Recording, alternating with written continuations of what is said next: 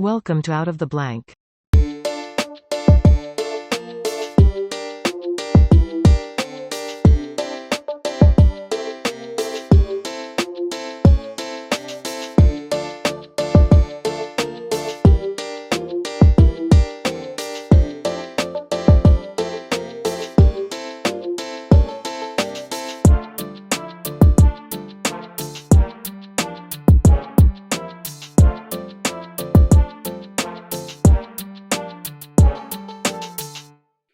Welcome to another episode of Out of the Blank podcast. I'm here with Nick Pope. Nick, for people out there listening who might not know who you are, please introduce yourself to everybody. Thank you. Well, it's good to be on your show. And my background is that I worked for the UK Ministry of Defence for 21 years. And in the early 90s, I was assigned to a particular division where my duties included researching and investigating the UFO phenomenon to essentially determine whether there was evidence of any threat to the defense of the UK from the phenomenon, whatever its true nature, and whether there was anything of more general defense or scientific interest. Now, I guess the extraterrestrial hypothesis is kind of like my second on like the top three that I have. The third would have been government tech, which used to be number one. But since talking to so many people, I've heard so many different from experiences to different ideas or thoughts, even the religious claim at one point as well, too. But weather phenomena seems to be my top. I'm just curious to what you've seen or what you might be interested in or headed towards that has pulled you in the direction that there might be some type of alien thing out there, if you think that is what it is, or do you think it might be a weather phenomena? I don't know. I've heard so many interviews with you now. I feel like I'm basically like skipping ahead 50 chapters. Well, I think the answer is probably pretty much what the Office of the Director of National Intelligence said in the preliminary assessment of the phenomenon that they issued on June 25th last year, where they said that the phenomenon is unlikely to have a single cause. So chances are there are multiple things going on. And I don't rule out any of the different theories about all this. I would certainly like it to be extraterrestrial because I think of all the different theories, it would be, in one sense, pretty much the most interesting. Certainly, I think the most impactful, hopefully in a neutral or good way, but who knows, probably out of our hands.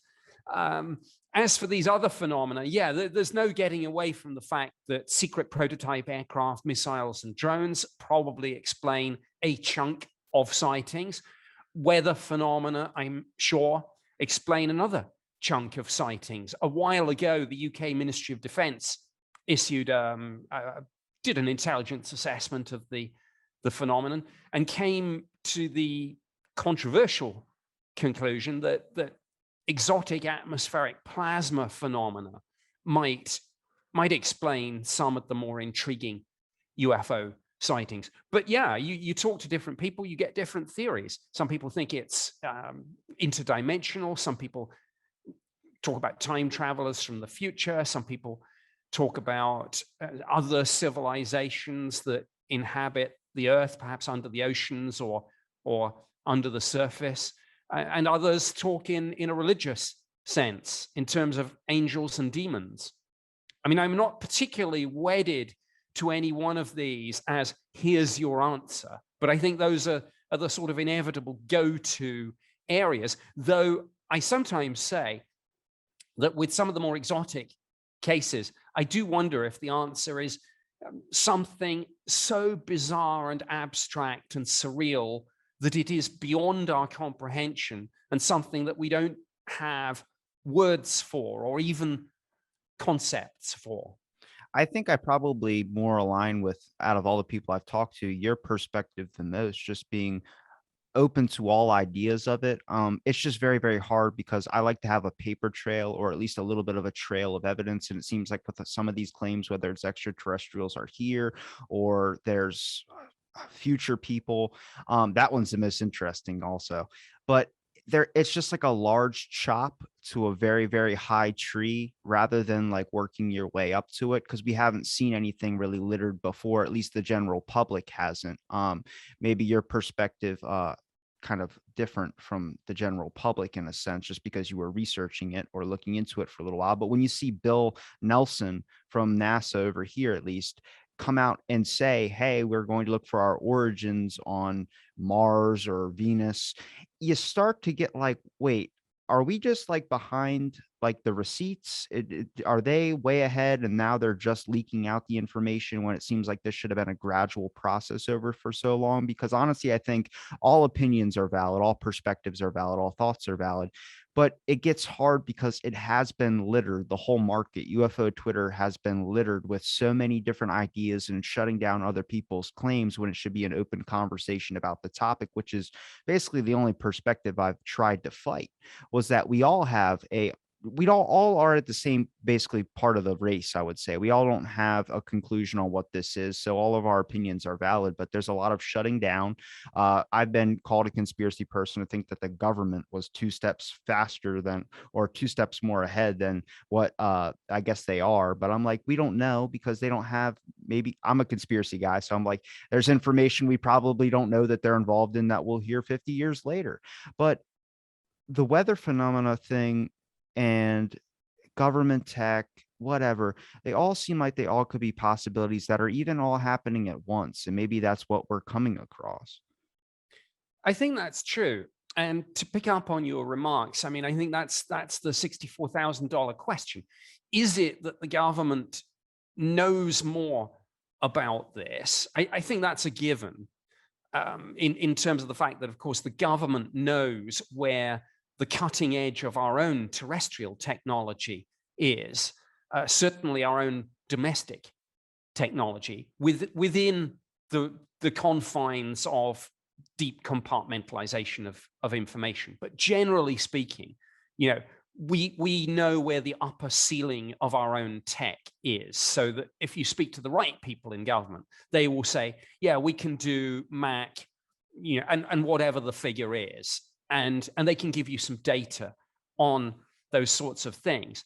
But the question is, does it go a step further? Is it that the government is also sitting on the big secret, which they're drip feeding out?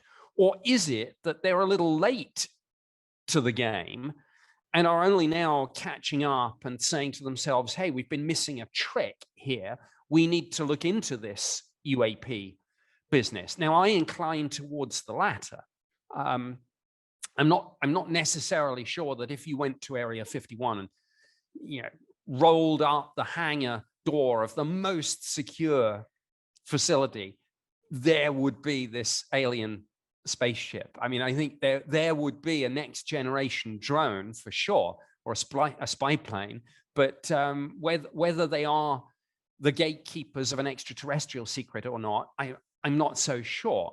I don't rule it out, but neither have I seen any kind of smoking gun that suggests that's true. So I think when you've got people like Bill Nelson and Marco Rubio and Avi Loeb in the scientific community saying it's time to take this seriously, we should all sit up and pay attention.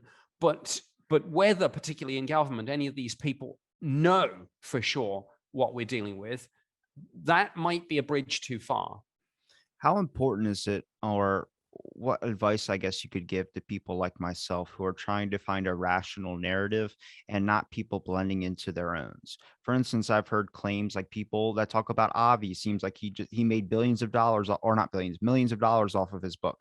Now, I've had him on the show and I've talked to him. He doesn't seem like a person that cares that much about that. He cares more about finding the answer to this thing.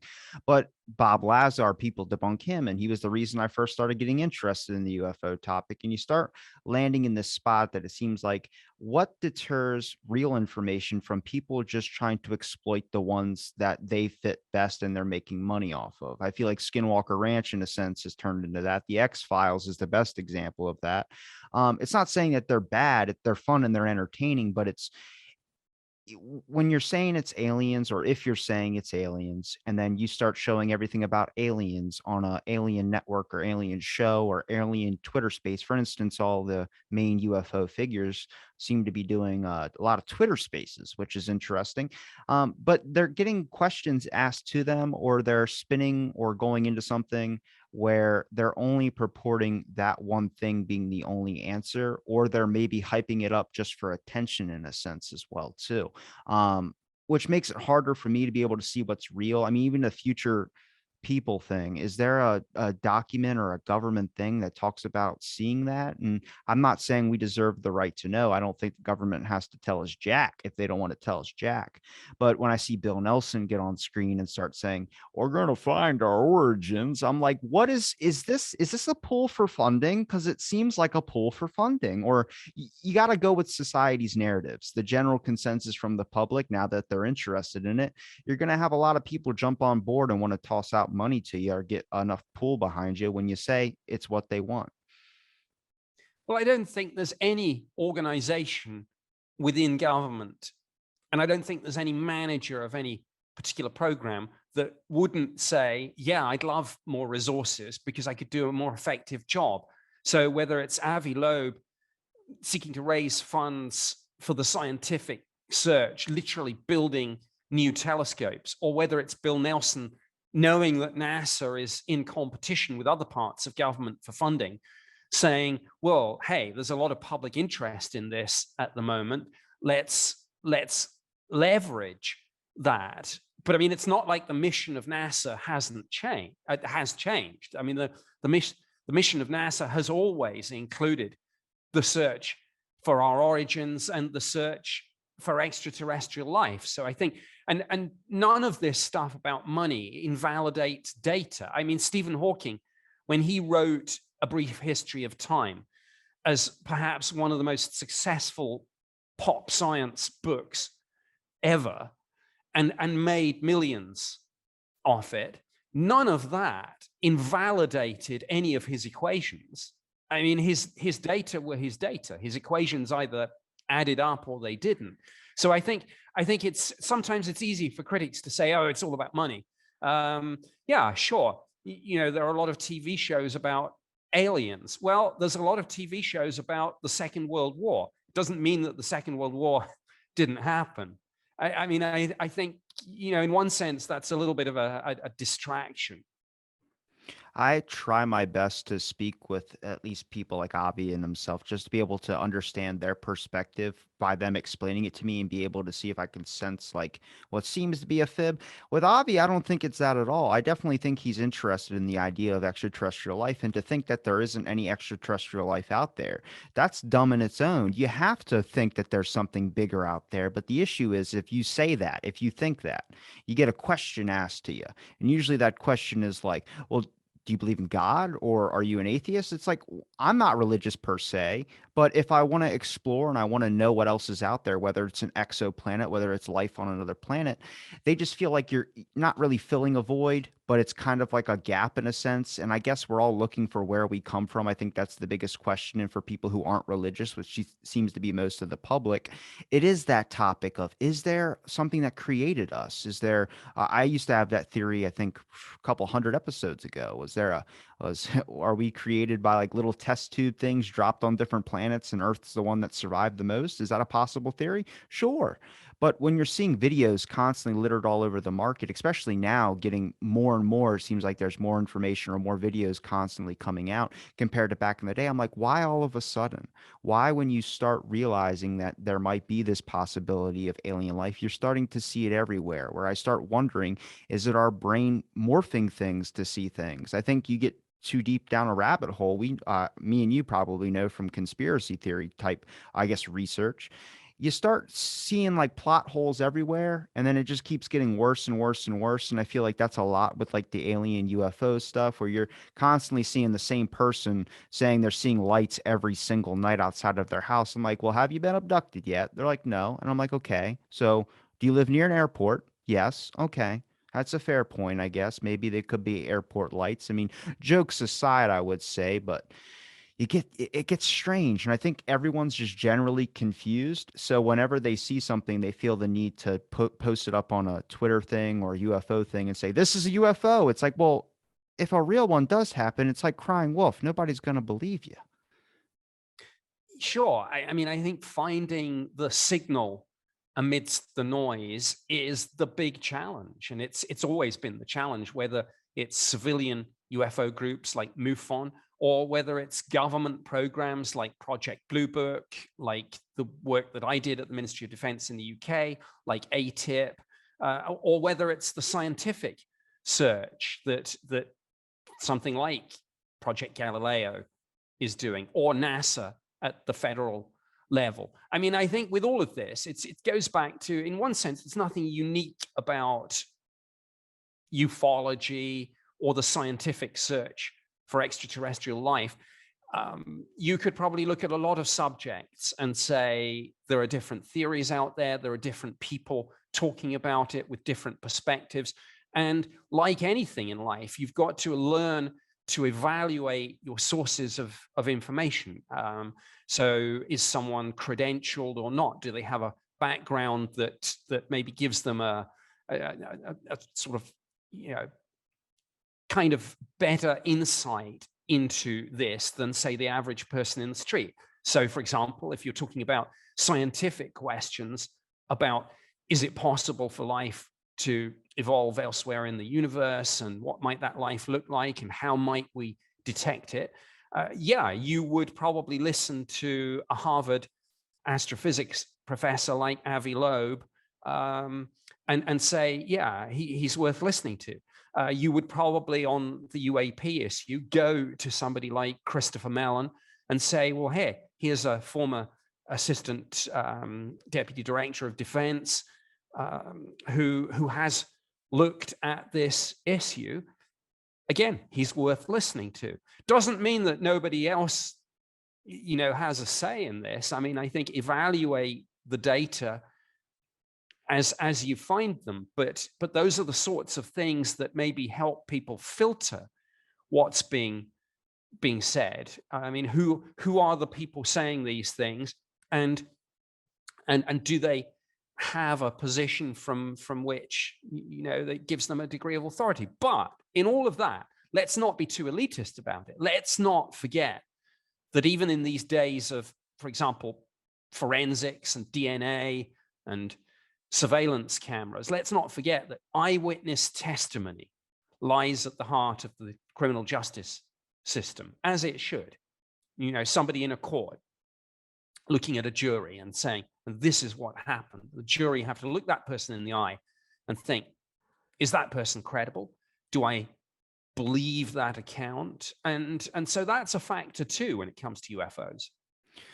If I had to, I guess, give you two options of which one you probably lean more towards, would you say that it would be some type of government tech, or would it be extraterrestrial aliens in a sense? Because I'm not throwing out the extraterrestrial aliens thing, because honestly, that seems like a rational, I mean, not really rational, but I would say it seems more like a chance of that happening, mostly because if we're exploring space, if we're studying other planets, if we're sending stuff out into space to go explore other planets, robotic wise, whichever you want to say, then something has to be a couple steps ahead of us. I mean, it would be very, very stupid, I would say, to think that we're the only ones advanced this far. There has to be something in another galaxy or other solar system or another planet, for instance, that's on the same cusp of intelligence as we are. And I think this kind of was highlighted to me before Bill Nelson said anything, exploring other dimensions. I'm like,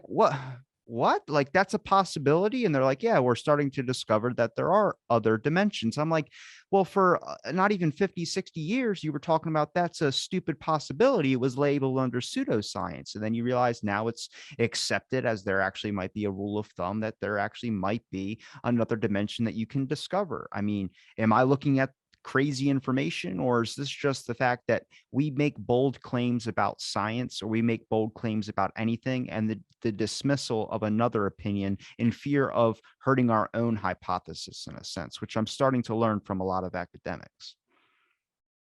Certainly. Well, I mean, the old cliche, I suppose, that yesterday's science fiction is today's science fact. But absolutely, string theory needs the existence of multiple so-called hidden dimensions for the equations to work. And people like Michio Kaku are literally researching this question of these other hidden dimensions at, for example, the Large Hadron Collider in Europe, the Huge Particle Accelerator. But I mean, your original question of which do I lean towards, it's not an either or.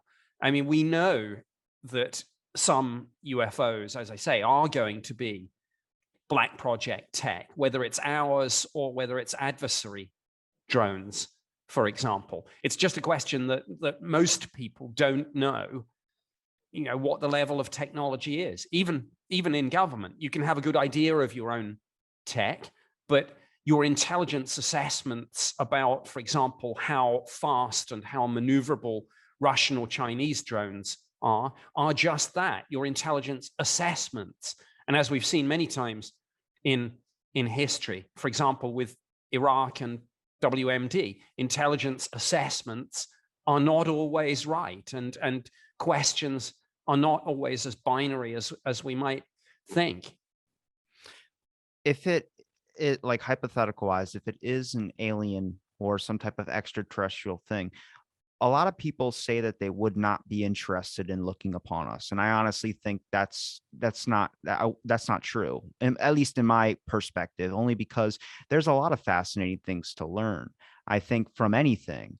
And I think being like that would understand that question, or understand that in their head, at least when it comes to exploring upon us. The issue is if it is extraterrestrial life, is it harmful or would it be helpful towards us? And I think, if from everything that we've seen, no contact being made, at least from what I've heard, it would be a research basis.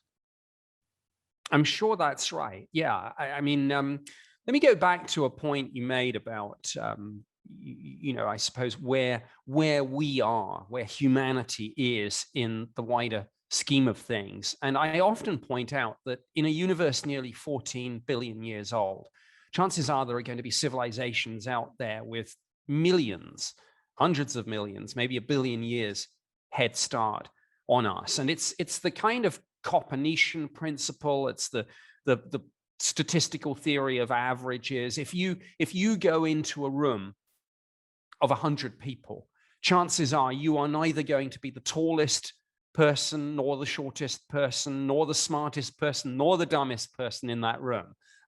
Whatever metric you pick, you are unlikely to be the fastest, the slowest, the this, the that. And so humanity is unlikely to be the first civilization to have emerged, and therefore the smartest in the cosmos. And we're unlikely to be the most recent. Chances are we'll be somewhere in the middle. So let's then consider, going back to your last point, what that means. What that means is that there are more advanced civilizations out there. And absolutely, I think it's crazy to say they wouldn't be interested in us. I mean, you've only got to look at anthropology to see, that we have been always interested in other civilizations on our own planet, and with biology, other life forms on our planet, which are not technological civilizations, but which nonetheless may have interesting things to show and perhaps teach us. And so to advanced civilizations, sure, humanity isn't going to give them a science lesson. But the more abstract things that we produce, music, art, literature, poetry, political systems, our religions, all that, I'm sure would be of great interest to even more advanced civilizations. Because I think every planet would produce something new and different, whether it's civilizations and as I say, their abstract creativity, like literature and music, or just the biodiversity. I mean, there may be very many similar life forms to us, human-like entities, and pick any animal at random. There may be, rabbits and birds and geckos and whatever. But But everyone will be unique nonetheless, and there will be differences as well as even if we get convergent evolution on a sort of galactic universal scale with the same shapes and forms working and therefore being sort of selected for in an evolutionary biology sense. But there'll be diversity too, and that diversity will always be of interest, I think. Maybe I'm just basic or old fashioned saying this, but when you start to realize like we're at the human species, we're, I guess, recognizable or not recognizable in the sense that we recognize our own intelligence. We're able to have these types of conversations. We're able to have this back and forth dialect about complex systems, whether we're scientists or not. And I think to any species or anything coming to a new planet and recognizing that, that's an observable quality, whether you want to make contact with it or not. In my opinion, I feel like we're just not ready. But also I feel like contact would be a sense of a unification amongst a lot of people, especially with wars going on as well too. Seems like when everyone comes together is when something bigger than themselves is going around. And I feel like with the amount of internet and the amount of fighting on social media, it just has been all about me, me, me, me.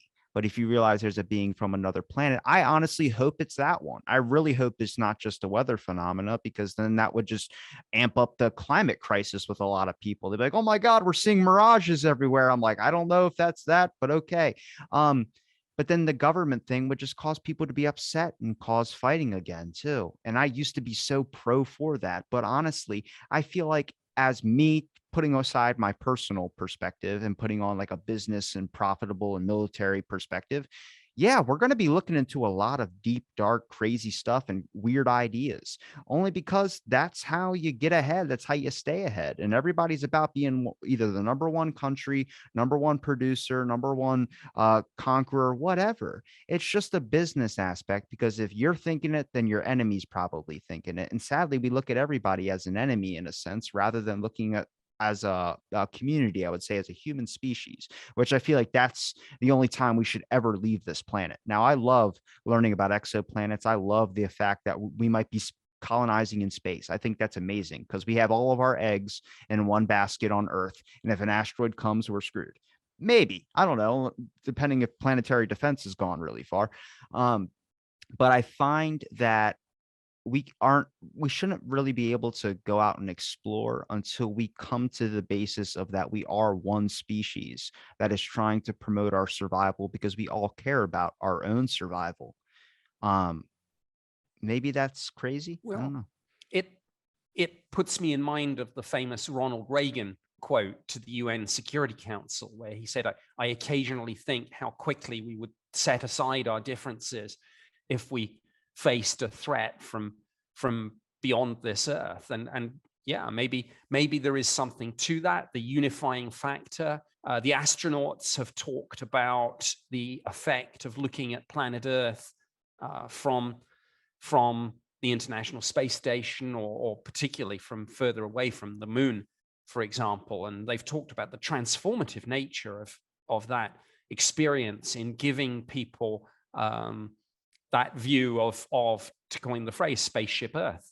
Um, and that's definitely something. But you mentioned earlier about the civilization and animals and humanity, and there are, I suppose, various benchmarks by which you can define intelligence, and there may be different benchmarks around the cosmos. But I mean, at the base end of the scale, for example, you have the mirror test. Does an animal looking in the mirror, can it figure out that what it's looking at is actually an image of itself or not? And it's a very well known fact that certain animals pass the mirror test and others don't. Well, what's interesting, I think, when we talk about life out there in the universe and other civilizations, is what other mirror tests might there be that by which civilizations are judged, perhaps? And I hate to lapse into Star Trek language, but in a sense, what gets you an invitation to join the Galactic Federation? What does an emerging primitive civilization have to do to get the call? not transitory encounters, but open contact, an invitation if there is some sort of united federation of planets. Is it when a civilization speaks with one voice and puts aside all its national and religious and political differences?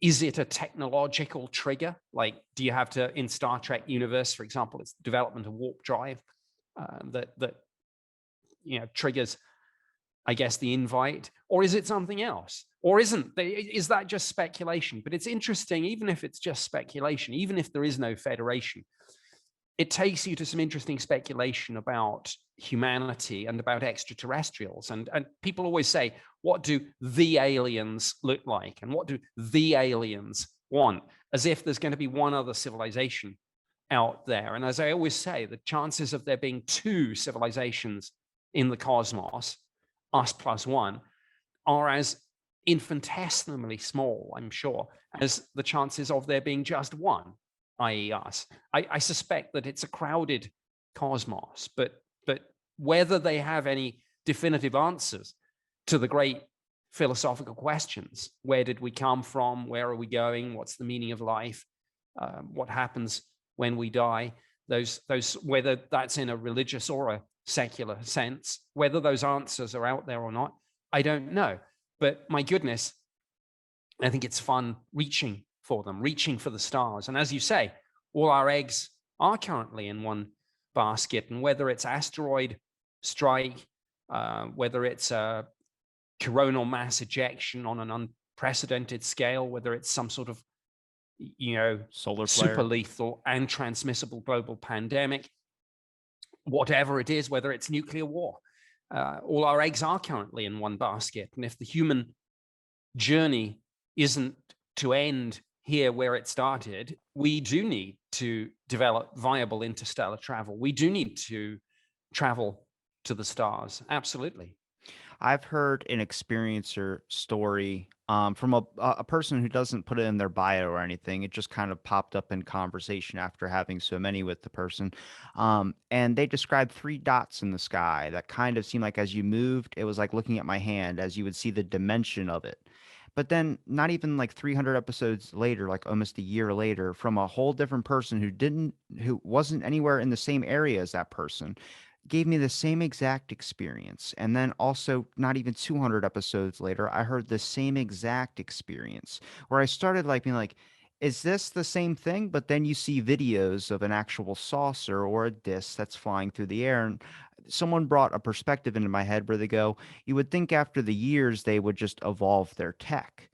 And I would just, it makes me think maybe it's not the evolution of tech, but maybe it's a multiple kind of different races or whichever you want to say species that's coming here at different times in viewing, in a sense. I'm not saying we're like a zoo and we're that interesting to watch. I think it's just, you go to the store and then you come back, and then next thing you know, whoever you're with went to the store when you came back. It's like you guys didn't see each other go to the store at the same time, or you would have went together, but you guys just missed each other. Where I start going, I mean, that's possible too. Yeah, I think the individual perspectives of witnesses, whether it's their particular knowledge of aerospace technology, or whether it's their cultural or religious backgrounds and beliefs, are to some extent going to shape certainly how they interpret their experiences, but maybe even before you get to interpretation, how they perceive them. And it's like the old analogy: if you wake up in the middle of the night and you see a shadowy figure at the foot of your bed, if you are a ghost hunter, you'll think it's a ghost. If you're a UFO researcher, you'll think it's an alien. If you're religious, you might think it's an angel or a demon. So those are all factors that we need to bear in mind. And all these things, whether it's angel, demon, God, devil, alien, these are just words. These are labels that we put on things. And if we're dealing with the other, if we're dealing with something truly unknown, those labels may be wholly inadequate. when you like with your work, for instance, either going on, TV and talking about these types of things, even though you're brought on for like certain situations, like mostly talking about aliens, do you ever find that you you feel like you're not 100% into what a person's talking about, or you just try to agree, or do you just try to kind of talk like, because I feel like you value everyone's perspective. So if someone comes to you, like if I come up to you and go, they faked the moon landing. And I mean, Nick, this is kind of me saying I feel like they faked the moon landing. I'm not a flat earther, but I'm definitely a moon landing person for sure.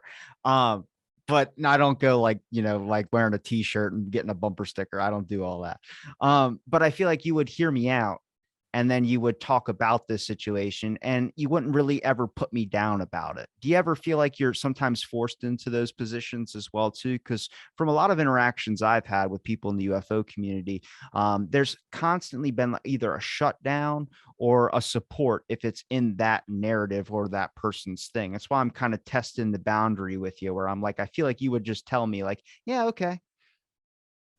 Well, it's an interesting question, and I think it goes, if we were on social media, I think when you have that separation of distance, I think it's and this is a big problem in society. It's easier to maybe say that's complete rubbish. You're a crank, something like Mhm. that. If we're face to face, I think it's human nature. If you're face to face, that you would be a little bit more open and friendly. Now, you throw in the lens of television, particularly edited TV shows, and I could give an hour's interview and it'd be edited down to a few sound bites, and you could get the view that on some shows I'm a true believer, and in other shows I'm much more skeptical. I think the truth of the matter is, speaking personally, I try to be respectful to other people's views, but if you put me on the spot and you say something and ask, what do I think? And I don't agree, I will tell you flat out, I don't agree. And it's very interesting you pick the moon landings, because I certainly don't agree they What? were faked. And Oh, man. I have no difficulty saying, no, I absolutely 100% believe that we went to the moon. And I could go around the other conspiracy theories, JFK, Princess Diana, Wuhan. the big Wuhan. ones. And I am skeptical of the conspiracy theories. I tend to believe the official narrative on that. But as ever, it's not as simple as that, because of course there are real life conspiracies, and some conspiracy theories will turn out to be completely true. I mean, I think, for example, one of the good, I alluded to it earlier, but a good example is Iraq and weapons of mass destruction, because it's not a yes or a no. And it's a good illustration of how life is more complex and nuanced, because at some stage we know, not least because he used them on his own people, for example, the Kurds, we know that Saddam Hussein did have chemical weapons, and that was an absolutely, unequivocal fact. Then at one point he said no, through combination of military action and his own decisions. We now have no WMD program. We have no nukes, no biological weapons, no chemical weapons. The Western intelligence on that, certainly the British intelligence, was described as being sporadic and patchy. There were some indications one way, some indications the other. The bottom line was, we simply didn't know. But then politicians, taking the raw intelligence, did what politicians will tend to do. They put their own interpretation on it. Sometimes I think that crossed the line to misinterpretation. I'm not saying they lied about the intelligence, but they misunderstood what intelligence is. And so the British Prime Minister at the time, Tony Blair, wrote a foreword to the dossier written by the Joint Intelligence Committee. And he said, what I believe this intelligence shows beyond doubt is that Saddam Hussein has weapons of mass destruction.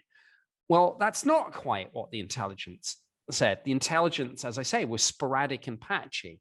Tony Blair probably genuinely thought that Saddam had WMD. I'm not for a moment saying he's lying. But that view that he had formed on the basis of the raw intelligence may not have been correct. And the simple answer is we may never know. And that's, I think, the position with a lot of the conspiracy theories. It's not as simple as yes, no. Look at COVID, for example. I know we're going into controversial territory here, but why not?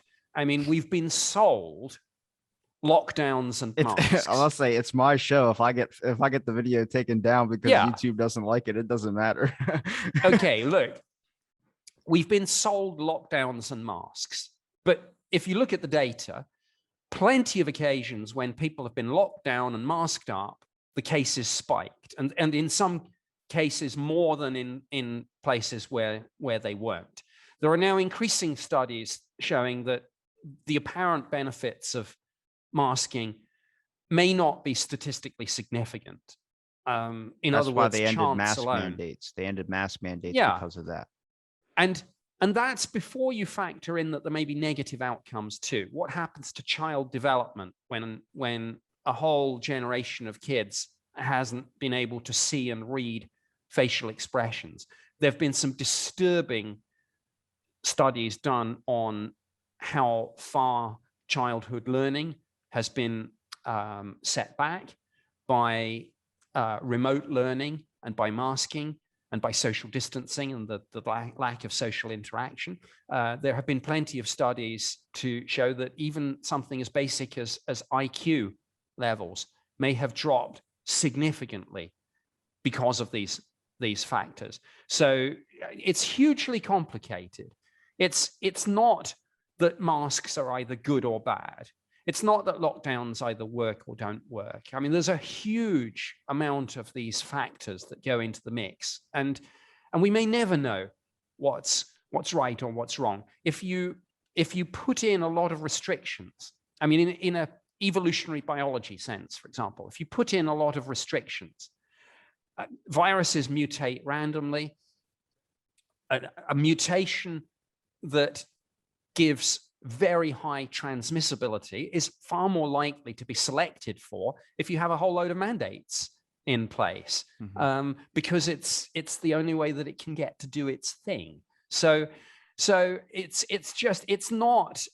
I mean, maybe some of the conspiracies are binary because we either did or didn't go to the moon, for example. But a whole lot of the other ones are much more complex. And I think that's something to bear in mind when it comes to UFOs. Is there or isn't there an alien presence? Does or does not government know about this?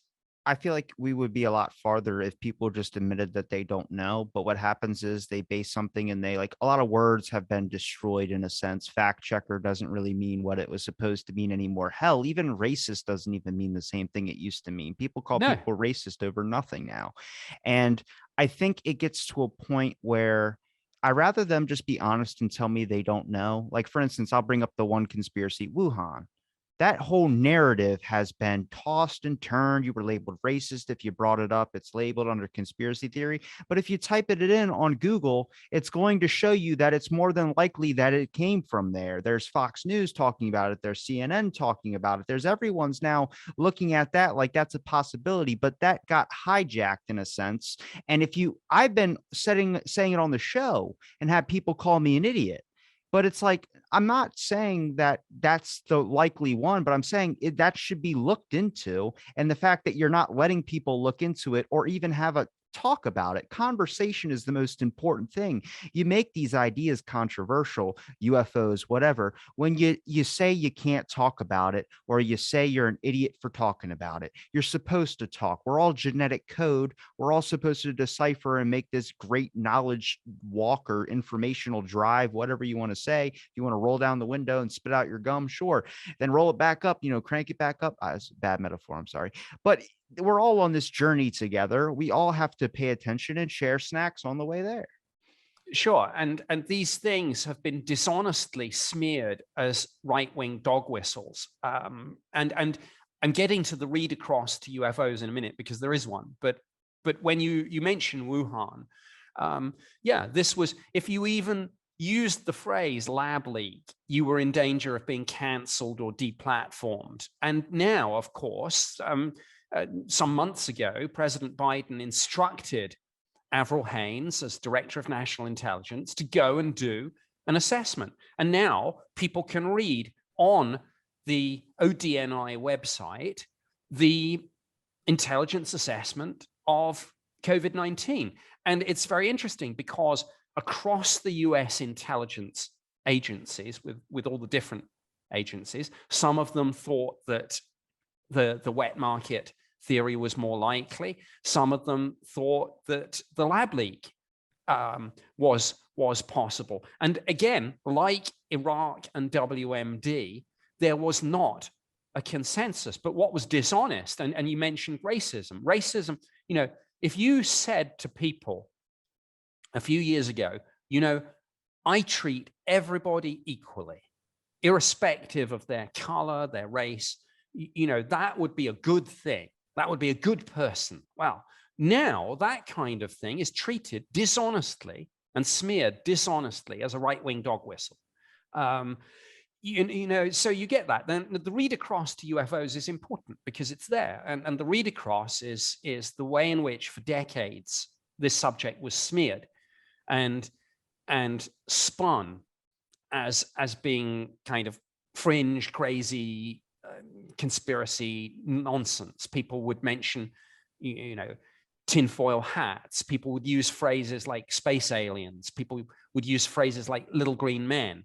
And I'm not saying those phrases don't get used, but 4 years ago, pardon me, when the New York Times broke the story about the Pentagon's ATIP program, when those US Navy videos of unidentified aerial phenomena were published and confirmed by the Pentagon as being genuine US Navy videos and put on their own DoD website, when the Senate Intelligence Committee and other parts of Congress, both in the Senate and the House, started taking this seriously, when people like Bill Nelson and Avi Loeb in the scientific community started talking about this, there was a shift.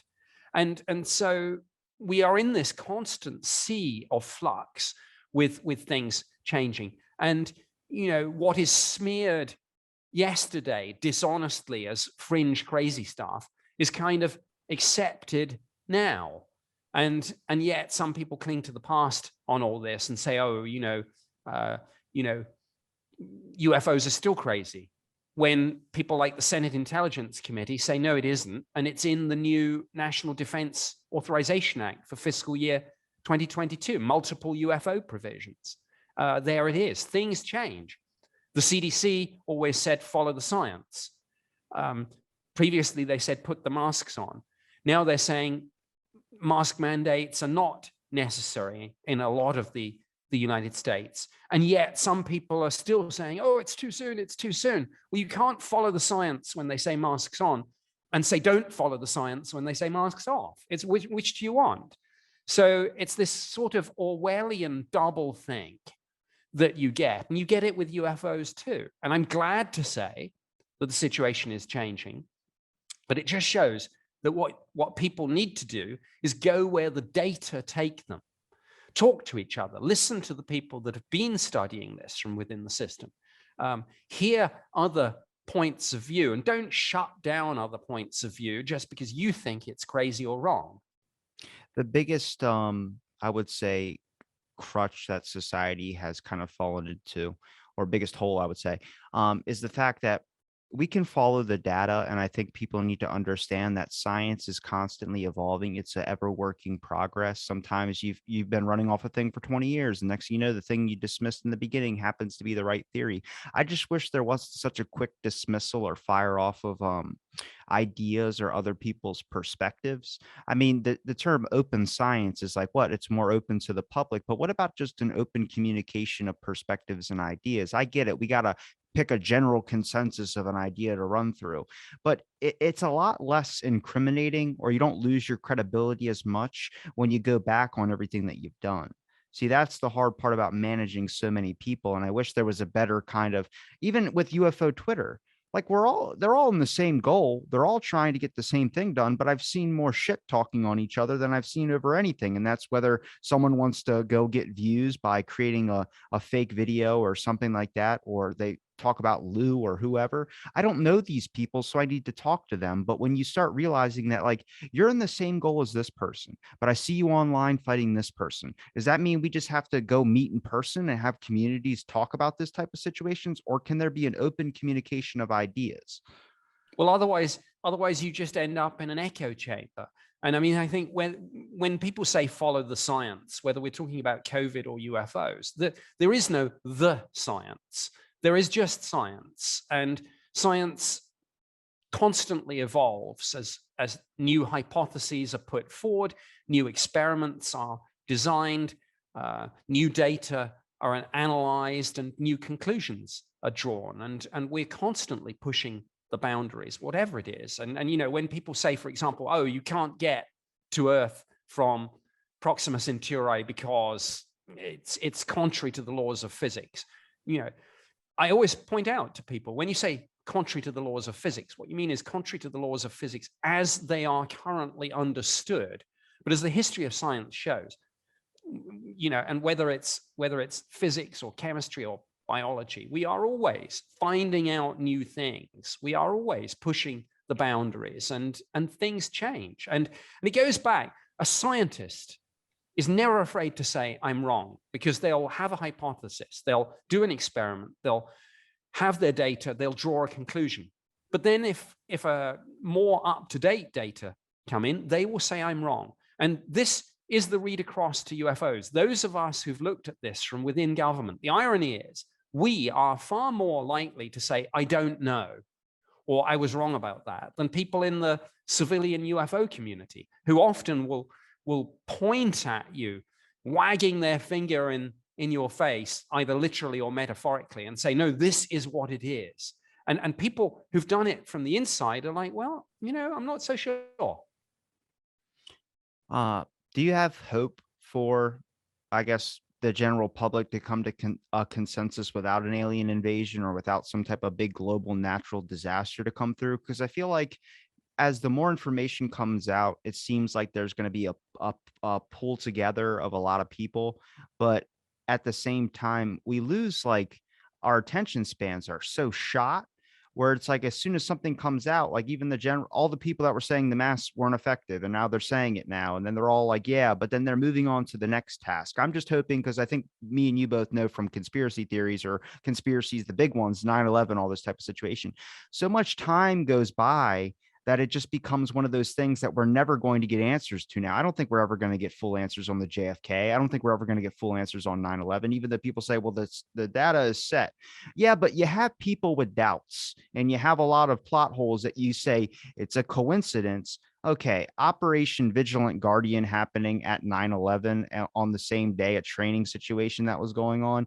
You got to think like you were definitely warned about it, or you wouldn't have made a simulation you have to program about a plane being hijacked and flown into one of your buildings. That means you knew about a warning.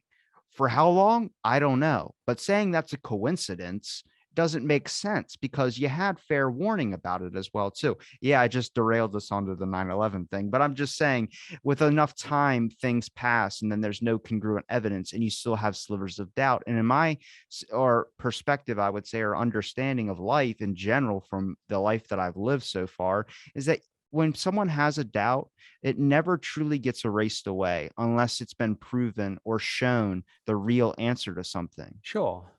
I mean, James Webb Space Telescope is a good example. Let's suppose that we get to June, it's fully operational, and bang, there is an alien mega structure orbiting, you know, Proxima Centauri, say.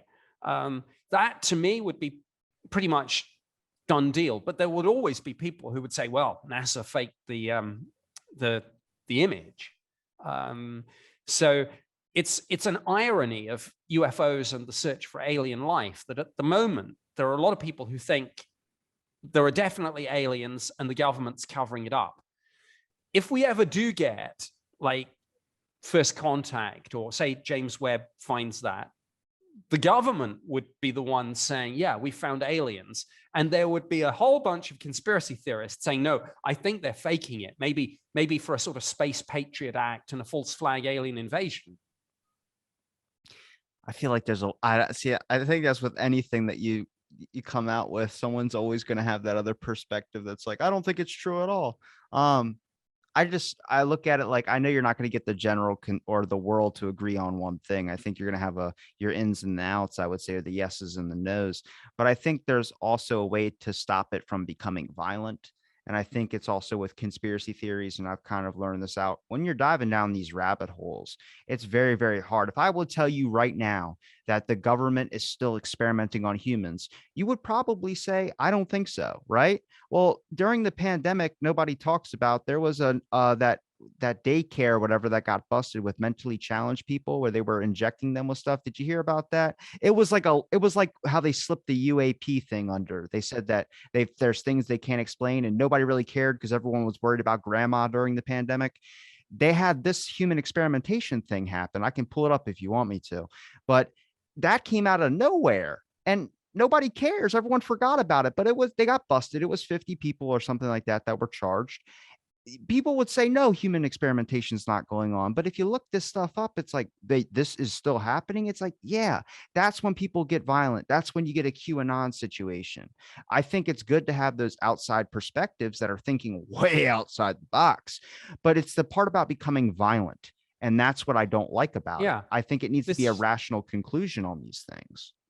This is where it's important to listen to dissenting voices, whether it's with UFOs, in the skeptic versus believer dogfight, and the different theories even amongst the believers, and whatever it is in life. But if you cancel, if you deplatform, all you're doing is driving people into more polarized positions, making them angry that they are being shut down. I mean, the best thing to do in almost any situation, whether it's Russia and Ukraine or whatever it is sit down and talk to each other.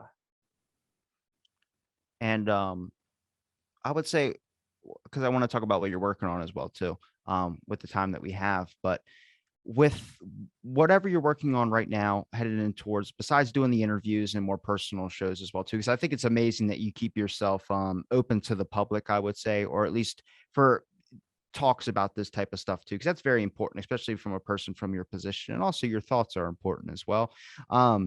What are you working on? Is there any books coming up, or is there anything else you're excited that you work, like a new project? Sure. Well, I don't think it's any secret, not least because they announced it, that I am one of the many research affiliates in Avi Loeb's Galileo project. So I'm hopefully helping there. I'm not a scientist, but there are a number of people who've got background and experience that can help. So I'm very proud to be involved with that. I'm continuing to do a lot of TV shows, whether it's more episodes of the fun shows like Ancient Aliens, some other things which haven't been announced yet. But what I'm really looking forward to most is getting back out there as the world reopens and as in-person conferences are back. What I'm most looking forward to is just getting back out there and meeting people, mingling, socializing, exchanging ideas. It's this face-to-face contact that we've lost in the last 2 years that we're now finally, thank goodness, getting back. So it's the conferences and the conventions and the symposia that I think are really going to be important this year, because I don't think you realize how important something is until it's taken away.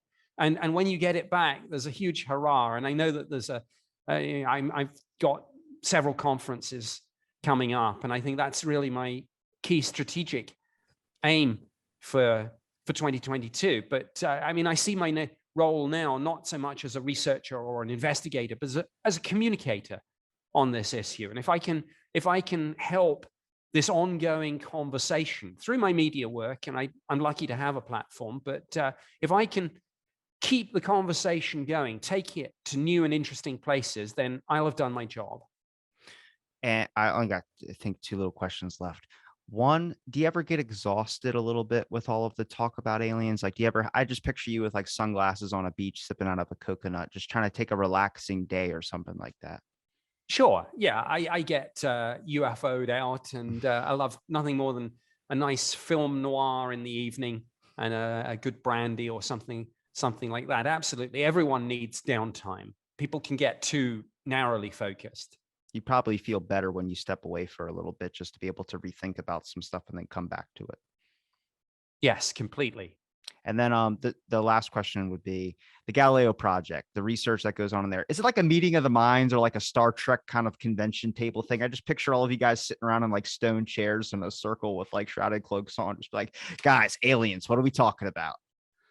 Well, there are so many incredibly bright, much brighter than me people in that group, and what I think makes it so interesting is how multidisciplinary it is. There are astrophysicists, but there are also people who come from other perspectives, whether it's philosophy, whether it's law, whatever it is. So it's a great bunch of people, and as ever with these things, the strength is in the diversity of their expertise and their views.